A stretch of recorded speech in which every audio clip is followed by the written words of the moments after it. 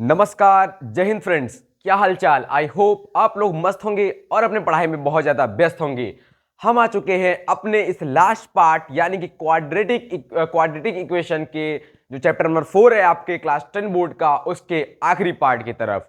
अगर आपको पिछले किसी भी वीडियो में कोई भी डाउट हो तो कमेंट करके जरूर बताइएगा कि कोई भी क्वेश्चन में अगर डाउट हो रहा है, कोई भी कॉन्सेप्ट नहीं समझ में आया तो उसको हम फिर से रिपीट करेंगे। और जो लोग आप इस चैनल में पहली बार विजिट कर रहे हैं उसको बताना चाहते हैं, ये चल रही है हमारी क्लास 10 की मैथ की सारे चैप्टर के सारे इंपॉर्टेंट कॉन्सेप्ट की सीरीज। और इसके बाद जैसे ही हमारे सारे इंपॉर्टेंट खत्म होते हैं उसके बाद हम लाने वाले हैं सारे चैप्टर के सारे इंपॉर्टेंट क्वेश्चन की सीरीज।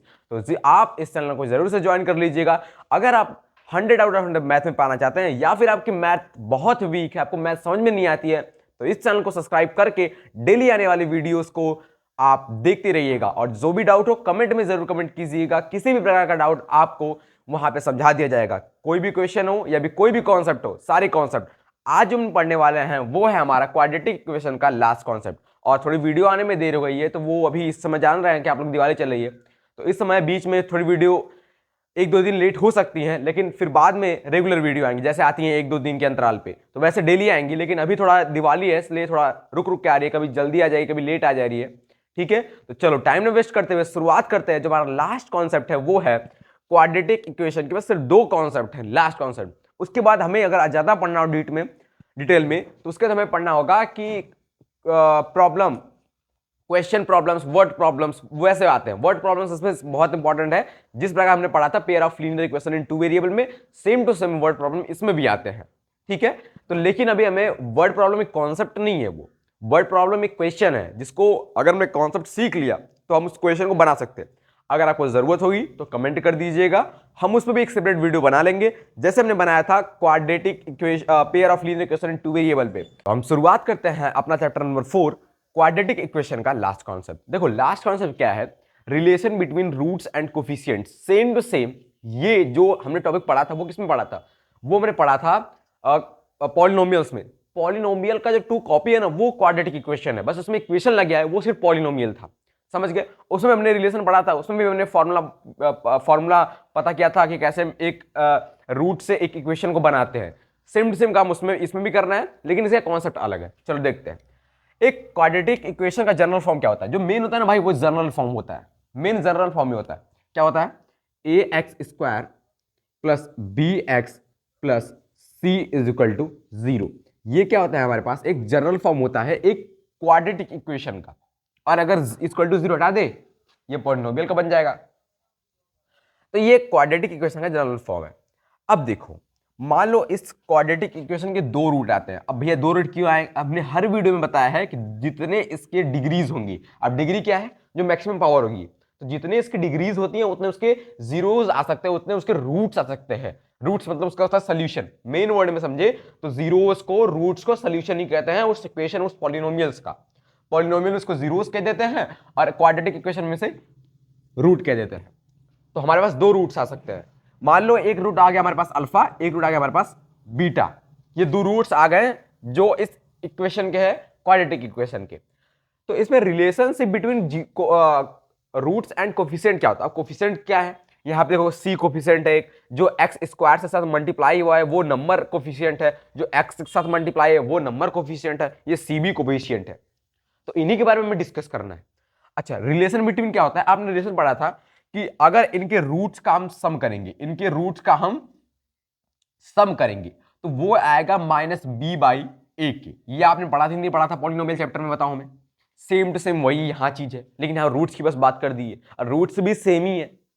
अल्फा एंड बीटा अगर मान लो उसके दो रूट्स है, जो उनका सम होगा वो माइनस बी बाई ए के बराबर होगा, यानी माइनस बी बाई ए के। जो ये नंबर होगा अपॉन ये नंबर, आगे बस माइनस लगा देना, वो इसके बराबर होगा। एक एग्जांपल भी लेंगे। और जो इसका मल्टीप्लीकेशन होता है, यानी जो इसका प्रोडक्ट होता है वो होता है सी बाई ए के। वो किसके बराबर होता है भाई, सी बाई ए के। अब हम एग्जांपल से इसको सॉल्व करते हैं कि क्या ये बात सही है या फिर गलत है। देखो हम एग्जांपल ले लेते हैं इसके लिए, x square plus 6x minus 16x minus 16 equal to 0। इसको हम सॉल्व करते हैं। यहाँ पे हो जाएगा एक्स स्क्वायर, इसको हमें माइनस करके लाना है तो 8 × 16 यानी +8x माइनस के 2x माइनस के 16। हमने एक स्टेप काट दिया बीच में से, आप कर सकते हो, नहीं समझ में आ रहा तो पर स्टेप वो भी कर देते हैं भाई। देखो क्या था, एक्स स्क्वायर प्लस 8 माइनस के 2 और बाहर x माइनस के 16, ये हो जाएगा x square plus 8x plus minus minus 2x minus के 16। ये दो टर्म एक तरफ, ये दो एक तरफ कॉमन लेंगे तो x कॉमन हो जाएगा इन दोनों में से, बच गया x प्लस के 8 और यहाँ से माइनस के 2 कॉमन लेंगे क्योंकि हमें ये ब्रैकेट भी सेम बनाना पड़ता है, तो आएगा x प्लस के 8। अब देखो x प्लस के एक ब्रैकेट में फिर दोनों कॉमन ले लेंगे हम, और बच क्या गया, इधर से x बच गया, इधर से -2 बच गया, यानी एक जीरो आ गया उसका -8 और एक जीरो आ जाएगा इसका 2। भैया यहाँ पर तो -2 है, अरे जब इसको इक्वल टू 0 बराबर रखोगे x - 2 इक्वल टू 0 के बराबर, तो x इक्वल टू -2 इधर ट्रांसफर करो तो +2 हो जाएगा, तो x इक्वल टू 2 हो जाएगा, सिंबल चेंज हो जाता है और कुछ नहीं होता। तो दो जीरो जो हमारे पास आ गए हैं वो -8 है और 2 है। अब मान लो मैं अल्फा प्लस बीटा निकाला, अल्फा और बीटा क्या थे, इसके जीरोस, तो जीरो इसके रूट्स, हम जीरोस बोल रहे हैं, पॉलिनोमियल में जीरोस का यूज हो जाता है। तो दो रूट्स जो आए हैं वो -8 और 2 है। अगर हम सम करें तो -8 + 2 का हम सम करें तो वो किसके बराबर होगा, -b, तो -6 b ये है ना, और a क्या है 1, देखो यहाँ पर 1 छुपा हुआ है तो 1 नहीं लिखते हैं क्योंकि नीचे 1 का कोई मतलब भी नहीं होता है, नहीं -6 ही है। अब सॉल्व करेंगे, देखो -6 इक्वल टू -6 यानी RHS equal to LHS equal to RHS बार आ गया, यानी बात सही है। सेम टू हम प्रोडक्ट के लिए करेंगे, प्रोडक्ट क्या होगा, -8 × के 2 इक्वल टू c क्या है -16, सिंबल के साथ हमेशा लिखना -16/1, तो इसका कोई 1 अपॉन में रहता है, कोई वैल्यू ही नहीं होती इसकी, -16 आएगा, इसका मल्टीप्लाई कर देते हैं 8 2 जा -16 इक्वल टू -16, माइनस माइनस काट दो तो छोड़ दो, लिख दो LHS इक्वल टू RHS, ये हमारा प्रूफ हो गया। यही बस करना होता है आपको, कुछ नहीं, LHS इक्वल टू RHS आपको दिखाना पड़ता है। अगर आपको बोल दिया कि एक क्वाड्रेटिक इक्वेशन के रूट्स को फाइंड कीजिए और उसके जो रिलेशन होते हैं रूट्स के बीच में, कोएफिशिएंट के बीच में, उसको सेटिस्फाइड कीजिए, तो आप ऐसे कर सकते हो। अब हमारे वीडियो का लास्ट कॉन्सेप्ट की तरफ बढ़ते हैं, जो कि है forming the equation from given roots. इसका भी फॉर्मूला एकदम डिट्टो सेम होता है। हमने क्या बताया था आपको पॉलिनोमियल में कि k√x² माइनस a प्लस, यहां पे a प्लस बी नहीं, अल्फा एंड प्लस बीटा कर लेते हैं, alpha plus beta x plus alpha into beta, ये फॉर्मूला बताया था, इक्वल टू 0 कर लेना क्योंकि यहां पे इक्वेशन। ये फॉर्मूला हमने आपको बताया था कहां पे, पॉलिनोमियल के forming the equation, forming the polynomial from the given roots. यहां पर पॉलिनोमियल हो गया था, नहीं देखा है तो जाके पार्ट देख लो, वो पार्ट में याद नहीं किस पार्ट में बताया था, लेकिन हाँ बताया तो था, पार्ट सेकंड या पार्ट थर्ड में हमने उसको बताया था। तो सेम टू सेम हम फिर फॉर्म कर सकते हैं। हमें जरूरत क्या होगी, हमें वहां पे उसका रूट्स गिवन होगा, उस इक्वेशन का रूट्स गिवन होगा। रूट्स क्या है, यही जो हमारे पास दो आए हैं, जो इसके दो आंसर आए वो इसके दो रूट्स हैं। तो उस रूट से हम कैसे फाइंड करेंगे एक इक्वेशन, यानी हम इसको अगर ले ले तो हम ये बना सकते हैं। कैसे, अब चलो देखते हैं। चलो देखो, हम इसको यहां पर पहले लिख लेते हैं कि x² minus alpha plus beta x plus alpha into beta is equal to 0। भैया यहाँ पे k क्या है, कि हम आपको बाद में बताएंगे है क्या। देखो जब इसमें कोई वैल्यू अपॉन में आएगी, कोई भी वैल्यू अपॉन में आ गई, मान लो अल्फा प्लस बीटा मान लो आ गया 2/3, तो ये 3 है ना, वो k के साथ मल्टीप्लाई हो जाएगा, यानी ये बन जाएगा 3 अंडर ब्रैकेट ये सब, और फिर 3 से आप एक एक में मल्टीप्लाई कर देना। समझ में आया मेरी बात, समझ में आ गई, यही करना है आपको और कुछ नहीं। तो पहले हम सॉल्व करते हैं। देखो k, अगर k की वैल्यू कुछ नहीं है, कुछ नहीं मिली अपॉन में, 1 रख देंगे हम, ठीक है। x² minus alpha plus beta हमारे पास क्या है, अल्फा प्लस बीटा आप निकाल लोगे, इन दोनों को सम कर देना है। तो अल्फा प्लस बीटा हमारे पास क्या आया था, अल्फा प्लस बीटा हमारे पास क्या आया था, तो अल्फा हमारे पास अल्फा प्लस बीटा आएगा माइनस की b/a। तो अरे हमें अल्फा प्लस बीटा चाहिए ना यार, हमें ये जरूरत क्या निकालने की, हमें अल्फा प्लस बीटा चाहिए, तो इसका सम कर दो, इसका सम करूँ तो -6 आ जाएगा x, हमें अल्फा प्लस बीटा ही रखना है ना, यानी इन दोनों का सम कर देना है हमें, प्लस अल्फा इंटू बीटा क्या आया था -16 इक्वल टू 0। सॉल्व कर दो, k की वैल्यू कुछ अपन में दिख रही है इसमें पूरे टर्म्स में, कुछ नहीं, तो k की वैल्यू रख देंगे, यानी हट गया ये, यानी x² minus minus plus 6 into x plus minus 16 equal to 0। क्या आपका जो एक क्वाड्रेटिक इक्वेशन था वो यही था? यही था ना, तो हमारे पास तो वो आ गया क्वाड्रेटिक इक्वेशन। समझे कि नहीं समझे? चलो एक और एग्जांपल लेते हैं जिसमें उम्मीद करते हैं कि वो अपॉन में रहे, उसको भी हम समझाएंगे। चलो अगला एग्जांपल लिया है, वो है 2x² माइनस की 5x प्लस की 3।